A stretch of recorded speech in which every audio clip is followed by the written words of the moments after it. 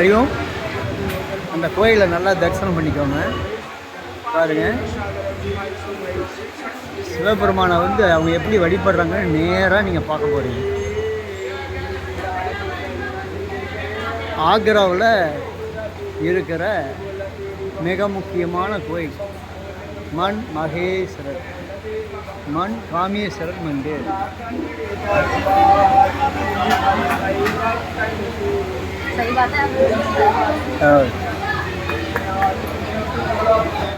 பில்வம் போய் வச்சு பூஜை பண்ணுறாங்க.